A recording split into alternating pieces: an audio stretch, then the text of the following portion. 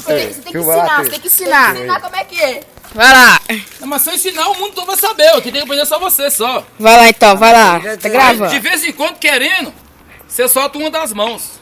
Ó. Aí quando for cair, você põe a outra de novo, controla, volta na carro aí, posição. ó o carro aí, ó o volta carro na aí. posição. Não deixa o carro. Segura o freio, solta, pá. Aí. Aí vai de novo, aí, ó. Controlei. Controlei. Ó. Ó.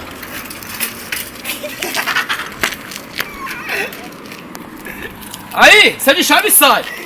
Olha só, aí você chega aqui assim, ó. Solta o freio, bate, volta. Bate, volta.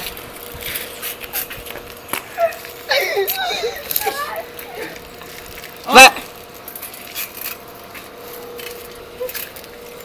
A mãe!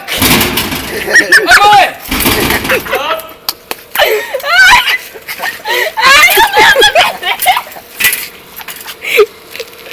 Agora você cansou, você cansou. Cansei, vou ter que descansar. Cansei. Vou descansar agora. Vai lá. Tô descansando, né? Olha lá, tô até com velho. Eu tô cansado. Eu tô cansado. Sai daí, João. Vai estragar a gravação pro YouTube, porra. Então, coloca aí pra mim então o raio aí, ó. Espera que eu curto mais o crack. Vai dar rua, tu ia bater.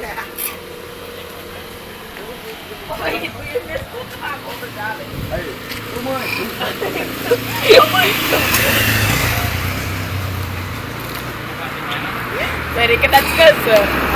Aí você cansou de ficar em pé.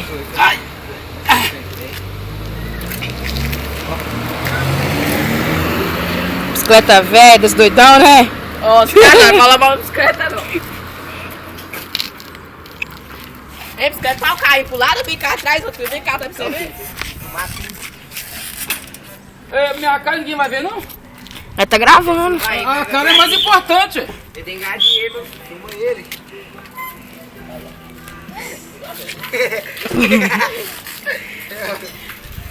Agora muda agora. Acabou a exposição. Não, tem a Vou outra ficar, aí. não, vou ficar de quatro daqui a pouco.